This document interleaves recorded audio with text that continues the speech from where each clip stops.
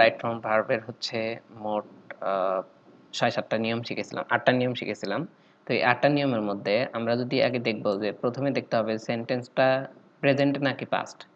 যদি আমরা দেখি যে সেন্টেন্সটা পাস্টে আছে তাহলে এই ৮ নিয়মের বাইরে থাকলে ভি2 হবে। অর্থাৎ আমরা দেখব যে হচ্ছে ভি1 এর মধ্যে পড়তেছে কিনা, ভার্বের সাথে আইএনজির মধ্যে পড়তেছে কিনা। ঠিক আছে? যদি এখানে যে আমরা এই ৮টা নিয়ম শিখছি এগুলোর যদি মধ্যে হয় তাহলে হচ্ছে কি আহ, এই ৮ নিয়মের যদি বাইরে থাকে তাহলে ভি2 হবে। এবং আরেকটা হচ্ছে প্রেজেন্টে থাকলে, আর যদি প্রেজেন্টে থাকে তাহলে সাবজেক্ট দেখে ভার্ব এর ব্যবহার করতে হবে। ওকে, এখানে এক্সট্রা কিছু রুল দিছি আমি, সেগুলো হচ্ছে কোনো সেন্টেন্সে yesterday, ago, once, last, that day, day before yesterday ইত্যাদি নির্দেশক থাকলে পাস্ট ইনডিফিনিট টেন্স হবে। অর্থাৎ কোনো সেন্টেন্সে যদি শেষে ইয়েস্টারডে থাকে, ইয়েস্টারডে মানে কি গতকাল, তারপরে যদি অ্যাগো থাকে, অ্যাগো মানে কি আগে, অনস মানে কি একদা, বা লাস্ট মানে গত, দ্যাট ডে মানে ওই দিন, ডে বিফোর ইয়েস্টারডে মানে হচ্ছে কি গতকালের আগের দিন। এই সবগুলো কি নির্দেশ করতেছে? অতীত নির্দেশ করতেছে। আর অতীত নির্দেশ করলে কোন টেন্স হবে? পাস্ট টেন্স হবে। ওকে, যেমন এখানে আমি একটা সেন্টেন্স লিখেছি, যেমন দিশা, এরপর একটা ব্লাঙ্ক দিছি, তারপরে ব্র্যাকেট আছে গো হোম ইয়েস্টারডে। এই যে এখানে ইয়েস্টারডে আছে, তো আমরা আগে বলছি কি যে কোনো সেন্টেন্সে যদি ইয়েস্টারডে, অ্যাগো, ওয়ান্স, লাস্ট এগুলো থাকে তাহলে নির্দেশক থাকলে পাস্ট ইনডিফিনিট টেন্স হবে। তো এই সেন্টেন্সটাকে পাস্ট ইনডিফিনিট করার জন্য দেখো এখানে ইয়েস্টারডে আছে, তার মানে এটা পাস্ট ইনডিফিনিট হবে। তো পাস্ট ইনডিফিনিট করার জন্য আমাদেরকে কি করতে হবে? যে এই যে ব্র্যাকেটের মধ্যে যে অংশটুকু থাকবে সেই অংশটা হচ্ছে কি ভি2 নির্ণয় করতে হবে। আমরা জানি সাবজেক্টের পর যদি ভি2 হয় তাহলে সেটা পাস্ট ইনডিফিনিট টেন্স। ওকে, তো এখন আমরা হচ্ছে গো এর পাস্ট ফর্ম আমাকে জানতে হবে। গো এর পাস্ট ফর্ম কি? ওয়েন্ট। ওকে, এরপর দেখো পরের সেন্টেন্স আছে, যদি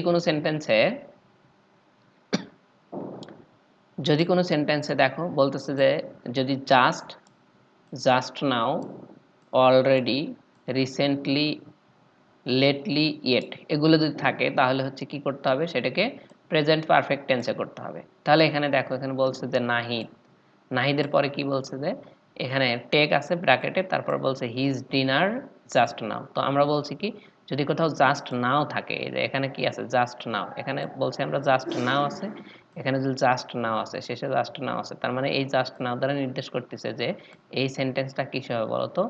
জাস্ট, জাস্ট নাও এগুলো যদি থাকে তাহলে কোন টেন্স হবে? প্রেজেন্ট পারফেক্ট টেন্স হবে।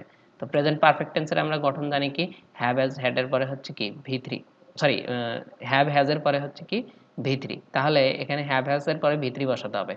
তো এখানে আমরা কি লিখবো? তাহলে এই যে এখানে হ্যাঁ, নাহিদ যেহেতু থার্ড পারসন সিঙ্গুলার নাম্বার, তাহলে নাহিদের সাথে হ্যাভ বসে না হ্যাজ বসে? অবশ্যই কি বসে? হ্যাজ বসে। এবং টেকের ভি3 ফর্ম হচ্ছে টেকেন। ওকে, তাহলে বলতেছে নাহিদ হ্যাজ টেকেন কি হিজ ডিনার জাস্ট নাও। ওকে, এই জাস্ট নাও থাকার কারণে আমরা এখানে কি প্রেজেন্ট পারফেক্ট টেন্স করে ফেলাইছি। এখানে বলতে হচ্ছে subject third person singular number হলে, subject third person singular number মানে কি বলো তো? আমরা, তুমি, তোমরা, বাইরে পৃথিবীতে যা কিছু আছে সবকিছু কি থার্ড পারসন, এবং যদি একটা বোঝায় তাহলে সেটা সিঙ্গুলার নাম্বার। দেখো হি তার হচ্ছে কি একটা বোঝাচ্ছে মানে সে, সি আমরা, তুমি, তোমরা, বাইরে এবং একটা বোঝাচ্ছে। তারপরে হচ্ছে কি ইট এটি আমরা, তুমি, তোমরা, বাইরে এবং একটা বোঝাচ্ছে। অথবা যে কোনো কিছুর নাম যদি হচ্ছে ধরো সোমা, শিহাব, তারপরে হচ্ছে রাবেয়া, এগুলো যাই হোক না কেন, যত নামই থাকুক না কেন, সবগুলোর নাম হচ্ছে কি থার্ড পারসন সিঙ্গুলার নাম্বার। এবং ওই বাক্যটা যদি প্রেজেন্ট ইনডিফিনিট টেন্সে হয়, এবং ওই বাক্য যদি প্রেজেন্ট ইনডিফিনিট টেন্সে হয় তবে কি হবে? ভার্বের সাথে এস বাই এস যুক্ত হবে। যেমন এখানে আমরা বলেছি ফাইসুল, ফাইসুলটা একটা থার্ড পারসন সিঙ্গুলার নাম্বার, কারণ যে কোনো নাম, আমি বলছি কোনো কিছুর নাম যদি হয় তাহলেও এখানে যদি হি অথবা সি থাকতো তাও কিন্তু থার্ড পারসন সিঙ্গুলার নাম্বার হতো। এবং টু হ্যাভ ইট, এটা খেতে চায়, এই হ্যাভ বলতে আসলে ইট অর্থ প্রকাশ করে। হ্যাভের অনেকগুলো অর্থ আছে, হ্যাভের প্রায় 200+ অর্থ আছে, এক এক জায়গায় হ্যাভ এক এক অর্থে ব্যবহার করা হয়। ওকে, তো এখানে বলছে যে হচ্ছে ডিজায়ার, ডিজায়ার মানে কি কোনো কিছুর আকাঙ্ক্ষা, প্রত্যাশা করা, হ্যাঁ, যে ইচ্ছা পোষণ করা। ঠিক আছে, তো ফাইসুল ডিজায়ার টু হচ্ছে কি হ্যাবিট, মানে ভাইসুলিটি খেতে চায়, এরকম একটা ব্যাপার। তো সেক্ষেত্রে আমরা কি করব? ওই যে কি আছে যে subject third person singular number, এবং এটি কি খেতে চায় মানে হচ্ছে এখন বর্তমানে, অর্থাৎ এখানে হচ্ছে প্রেজেন্ট ইনডিফিনিট টেন্স বোঝাচ্ছে। সেক্ষেত্রে আমরা কি এই যে সাবজেক্ট থার্ড পারসন সিঙ্গুলার নাম্বারের কারণে, অর্থাৎ সাবজেক্ট থার্ড পারসন সিঙ্গুলার নাম্বারের কারণে ফাইসল হচ্ছে কি আমরা, তুমি, তোমরা, বাইরে মানে থার্ড পারসন এবং একটা বোঝাচ্ছে, এই কারণে সিঙ্গুলার নাম্বার। এই এখানে কি বলবে? ভার্বের সাথে এস বাই এস যুক্ত হবে। ওকে, তাহলে আমরা কি করব, ডিজায়ার্স, তাহলে কি হবে ডিজায়ার, DESIRES। ওকে, ডিজায়ার্স, এটা হবে আনসার। এরপরে দেখো এখানে বলছে যে কোনো হচ্ছে কি সিন্স ফর, সিন্স অথবা ফর যদি কোথাও থাকে, সিন্স অথবা ফর যদি কোথাও থাকে সেখানে কি হবে, প্রেজেন্ট পারফেক্ট কন্টিনিউয়াস টেন্স হবে। সিন্স বা ফর থাকলে কোনো সেন্টেন্সের মধ্যে যদি সিন্স বা ফর থাকে সেক্ষেত্রে, এবং সময় নির্দেশক হয়, দেখো এখানে কিন্তু সময় নির্দেশ করাচ্ছে 2 ঘন্টা যাবত, বলতে ইট রেইন ফর 2 আওয়ার্স, মানে ধরো এখন তুমি বললা যে এখন বৃষ্টি আসতে পারে, ঠিক আছে, তার মানে ধরো সকাল থেকে বৃষ্টি হচ্ছে, সেক্ষেত্রে আমরা বা 2 ঘন্টা যাবত বৃষ্টি হচ্ছে, 3 ঘন্টা যাবত বৃষ্টি হচ্ছে, এরকম যদি বোঝায়, অর্থাৎ যাবত বাবত অর্থ প্রকাশ করে, সেক্ষেত্রে আমাদের কি সিন্স বা ফর থাকে, এবং সিন্স বা ফর থাকলে আমরা প্রেজেন্ট পারফেক্ট কন্টিনিউয়াস টেন্স করব। আর প্রেজেন্ট পারফেক্ট কন্টিনিউয়াস টেন্সের গঠন কি আমরা জানি, সাবজেক্টের পরে হ্যাভ বিন অথবা হ্যাজ বিন, এরপরে হচ্ছে কি ভার্বের সাথে আইএনজি। তাহলে এখানে দেখো ইট, ইট আছে, তাহলে সাবজেক্টটা আছে, তার মানে কি has been, it third person সিঙ্গুলারের কারণে আমরা হ্যাজ দিছি, তারপরে হচ্ছে বিন রেইনিং, রেইন আছে, রেইন ভার্বটা কি হবে raining, I R A I N G, raining for 2 hours, ঠিক আছে, it has been raining for 2 hours, sorry raining for কি 2 আওয়ার্স, মানে 2 ঘন্টা যাবত বৃষ্টি হচ্ছে। ওকে, এখানে বলা হচ্ছে যে সিম্পল সেন্টেন্সে দুটি ভার্ব থাকলে শেষের ভার্বের সাথে আইএনজি যুক্ত হয়, উদ্দেশ্য না বোঝালে। তুমি এখানে একটা বিষয় খেয়াল করো, দুটি সিম্পল সেন্টেন্সে দুটি ভার্ব থাকলে শেষের ভার্বের সাথে সিম্পল সেন্টেন্স হতে হবে, সিম্পল সেন্টেন্স হতে হবে। তো আমরা বলছিলাম সিম্পল সেন্টেন্সে কি থাকে, একটা সাবজেক্ট থাকে এবং একটা কি থাকে, আমরা বলছিলাম সিম্পল সেন্টেন্সে হচ্ছে কি একটা সাবজেক্ট থাকে আর হচ্ছে কি একটা মেইন ভার্ব থাকে, ঠিক আছে, একটা সাবজেক্ট একটা মেইন ভার্ব, এটা যদি থাকে তাহলে সেটা কি হবে, সেটা হচ্ছে সিম্পল সেন্টেন্স হবে। তো একটা সিম্পল সেন্টেন্সে যদি দুটি ভার্ব থাকে, তো সেক্ষেত্রে যদি একটা ফাইনাইট ভার্ব থাকবে কিন্তু আরেকটা যদি ভার্ব থাকে, তাহলে সেটাকে আমরা ফাইনাইট রাখতে পারবো না, সেই ভার্বটাকে আমাদের নন ফাইনাইট করে দিতে হবে। ওকে, তো নন ফাইনাইট করার একটু হচ্ছে বিষয় হচ্ছে কি, সেখানে ভার্বের সাথে যদি আমরা আইএনজি যুক্ত করি তাহলে সেটা হচ্ছে নন ফাইনাইট হয়ে যায়। তাহলে আমরা দেখব যদি উদ্দেশ্য না বোঝায় তাহলে আমরা ভার্বের সাথে আইএনজি যুক্ত করে দেব, কিন্তু যদি উদ্দেশ্য বোঝায় তাহলে আমরা টু যুক্ত করব, ঠিক আছে। তাহলে এখানেও সেম রুল বলতেছে, সিম্পল সেন্টেন্সে আগে দেখবো সিম্পল সেন্টেন্স কিনা, সিম্পল সেন্টেন্স কেমনে বুঝবো, সাবজেক্ট এবং একটা ফাইনাইট ভার্ব থাকবে, তাহলে সেটা সিম্পল সেন্টেন্স। ওকে, তাহলে যদি ওই সিম্পল সেন্টেন্সে দুটি ভার্ব থাকে, ওকে দুটো ভার্ব থাকলো, সেক্ষেত্রে ভার্বের শেষে ভার্ব থেকে টু প্লাস ভি অন বলবে যদি উদ্দেশ্য বোঝায়। আমি নিচের দুইটা সেন্টেন্স দেখতেছি, এখানে বলতেছে আই স সামন, আমি হচ্ছে কেউ একজনকে দেখেছিলাম। ওকে, এ পিকচার, তো আমি যাচ্ছি জাস্ট মাঝখান থেকে দেখলাম হচ্ছে কি একজন কোন একটা ছবি আঁকাচ্ছে, তাহলে এখানে দেখো আই স সামন, এই আই একটা ফাইনাইট ভার্ব, সরি আই একটা সাবজেক্ট এবং স একটা ফাইনাইট ভার্ব, সেক্ষেত্রে হচ্ছে কি আই স এটা একটা ক্লজ হয়ে গেছে। ওকে, তো একটা সিম্পল সেন্টেন্সে একটাই ক্লজ আছে, আর এখানে যেহেতু সাবজেক্ট নাই তার মানে হচ্ছে কি এই ড্রটা যে আছে এটা হচ্ছে অতিরিক্ত একটা ভার্ব, তো এই ভার্বটাকে আমরা ফাইনাইট রাখতে পারবো না। তো ফাইনাইট নন ফাইনাইট আমরা বিভিন্নভাবে করতে পারি, এখানে মোটামুটি 3 ভাবে করতে পারি। তো এখানে আমরা যদি দুটো বলি, তো to plus verb plus ING দিয়ে করতে পারি একটা, আবার আরেকটা হচ্ছে কি টু প্লাস ভিয়ন দ্বারা করতে পারি, টু প্লাস ভিয়ন, এটাও একটা নন ফাইনাইট হয়ে গেল। তো আমরা যদি দেখি যে হচ্ছে কি আছে, আমরা যদি দেখি যে হচ্ছে কি উদ্দেশ্য বোঝাচ্ছে তাহলে টু প্লাস ভিয়ন দ্বারা হচ্ছে ফাইনাইট ভার্ব করব, সরি নন ফাইনাইট করব। যদি হচ্ছে উদ্দেশ্য বোঝায় তাহলে টু প্লাস ভিয়ন দ্বারা নন ফাইনাইট করবো, আর উদ্দেশ্য না বোঝায় তাহলে ভার্বের সাথে আইএনজি দ্বারা নন ফাইনাইট করবো। তো এখানে আসলে দেখি যে হচ্ছে কি কি বোঝাচ্ছে, উদ্দেশ্য বোঝাচ্ছে কি নাকি উদ্দেশ্য বোঝাচ্ছে না।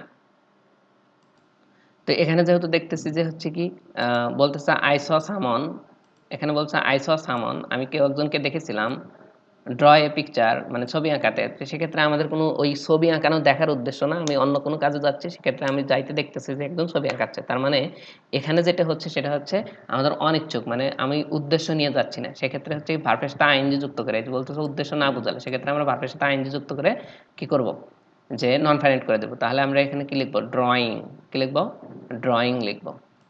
প্রথমে অ্যান্সারে আমরা কি লিখবো, ড্রয়িং, DRAWING, এই ড্র ভার্বের সাথে আইএনজি যুক্ত করলাম। ওকে, আবার দ্বিতীয় অ্যান্সারে কি দেখো, বলতেছে আই ওয়েন্ট টু, আমি গিয়েছিলাম, আই ওয়েন্ট টু, আমি গিয়েছিলাম, কোথায় গিয়েছিলাম, বলতে I went to Rabiul market, আমি রবিউল মার্কেটে গিয়েছিলাম, বাই এ শার্ট, এখানে উদ্দেশ্য বোঝাচ্ছে, বলতে আমি শার্ট কেনার উদ্দেশ্যে হচ্ছে রবিউল মার্কেটে গিয়েছিলাম, সেক্ষেত্রে আমাদের এখানে কি হবে, টু প্লাস ভিয়ন হবে, টু বাই কি হবে, টু প্লাস ভিয়ন, অর্থাৎ টু প্লাস বাই BUY। ওকে, এরকম। এখন আসো শেষেরটা যে বলতেছে যে ইফ যুক্ত ক্লজের ক্ষেত্রে প্রেজেন্ট ইনডিফিনিট টেন্স হলে এক পক্ষ প্রেজেন্ট ইনডিফিনিট টেন্স হলে অপর পক্ষ হচ্ছে কি অপর ক্লজ হবে কি ফিউচার ইনডিফিনিট টেন্স। কিরকম ব্যাপারটা দেখো, ইফ এর পরে আছে ইউ অক, ইউ প্লাস ভি ওয়ান আছে, ইউ প্লাস ভি ওয়ান থাকলে হচ্ছে কি অর্থাৎ সাবজেক্ট প্লাস ভি ওয়ান, এখানে সাবজেক্ট প্লাস ভি ওয়ান আছে, কে বা কারা হাঁটে বলে ইউ হাঁটে।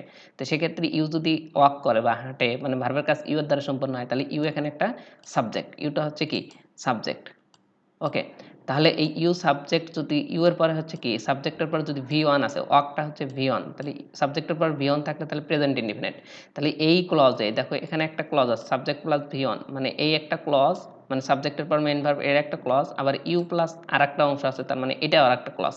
তো এই ধরনের ক্ষেত্রে কি হয় যে এই পাশে যদি প্রেজেন্ট ইনডিফিনিট টেন্স হয় তাহলে এই পাশে ফিউচার ইনডিফিনিট টেন্স হবে। তো ফিউচার ইনডিফিনিট টেন্স আমরা কেমনে বানাবো, বলতেছে সাবজেক্টের পরে আমরা শ্যাল উইলের পর ভিয়ন দেবো, তাহলে এখানে শ্যাল বা উইল হবে। কি হবে এখানে শ্যাল অথবা উইল হবে, যেহেতু ওই পাশে প্রেজেন্ট ইনডিফিনিট টেন্স আছে সেক্ষেত্রে হচ্ছে কি এই পাশে শ্যাল বা উইলের পরে ভিয়ন হবে। কীরকম বলতেছে যে ইউ এর সাথে আমরা মূলত উইল দেব। Okay, will miss, will miss. Okay, এরকম। এরপর আসে প্যারালেলিজম। প্যারালেলিজম আসলে বিষয়টা কি, প্যারালেলিজমের ক্ষেত্রে বলতে সমান্তরাল, হ্যাঁ, অর্থাৎ দুই পাশে একই টেন্স হবে, এক পাশে যে টেন্স হবে অপর পাশে সেম টেন্স হবে, এবং এগুলো হচ্ছে কোঅর্ডিনেট কনজাংশন, এই মূলত অ্যান্ড বাট অর দ্বারা যুক্ত থাকবে। ওকে, বলতেছে I decided to take it, আমি এটি নেওয়ার সিদ্ধান্ত নিলাম, এবং দেখো মাঝখানে একটা অ্যান্ড আছে, এই অ্যান্ড দ্বারা ও দ্বারাও এখানে যে ব্যাপারটা ডিস্ট্রিবিউট ইট অ্যামং অল, এটি সবার মধ্যে ভাগ করে দিলাম, তার মানে এইটা একটা অংশ, এটা একটা অংশ, দুইটা অংশ। এখানে কি আছে, কোন টেন্স আছে, পাস্ট ইনডিফিনিট টেন্স আছে, আই সাবজেক্ট এবং এরপরে কি আছে ভি টু আছে, তার মানে এই পাশে পাস্ট ইনডিফিনিট টেন্স, এবং অ্যান্ড দ্বারা যেহেতু যুক্ত আছে তার মানে হচ্ছে কি এই পাশেও পাস্ট ইনডিফিনিট টেন্স হবে। মনে করো এখানে যেহেতু দুইটা সেন্টেন্স এই অ্যান্ড দ্বারা যুক্ত থাকলে কোঅর্ডিনেট কনজাংশন দ্বারা যুক্ত থাকে, এবং যদি হচ্ছে কি দুই সেন্টেন্সের একই সাবজেক্ট হয়, দেখো বলতে I decided to take it, আমি এটি নেওয়ার সিদ্ধান্ত নিলাম, and distributed it among all, এবং এটি সবার মধ্যে হচ্ছে কি ভাগ করে দেওয়ার সিদ্ধান্ত নিলাম, তার মানে যে ডিসাইড করলো সেই হচ্ছে ভাগ করে দিতে চাচ্ছে, অর্থাৎ এই দুটো ভার্বের সাবজেক্ট, এই ডিসাইড এবং ডিস্ট্রিবিউট, এই দুটো ভার্বের সাবজেক্ট একটাই আই। আর দুটো ভার্বের সাবজেক্ট যদি একটাই হয়ে থাকে সেক্ষেত্রে কি হয় বলতো, সেক্ষেত্রে হচ্ছে এই দ্বিতীয়বার সাবজেক্ট বসানোর দরকার পড়ে না। আর আরেকটা ব্যাপার হচ্ছে যেহেতু অ্যান্ড অর্থাৎ কোঅর্ডিনেট কনজাংশন দ্বারা যুক্ত আসে, সেক্ষেত্রে এখানে এই পাশে যে ভার্বটা হবে এই পাশেও ভার্বের সেই রূপটাই হবে, এই পাশে ভার্বের যে রূপ হবে এই পাশে ভার্বের সেই রূপ হবে। এখানে ভি টু আছে তার মানে এই ডিস্ট্রিবিউটটাও কি হয়ে যাবে, ভি টু হয়ে যাবে, অর্থাৎ ডিস্ট্রিবিউটেড হবে। ঠিক আছে, তাহলে এখানে আমরা লিখবো ডিস্ট্রিবিউটেড। ওকে, হয়ে গেল। তো আশা করি মোটামুটি বুঝতে পেরেছো। ওকে।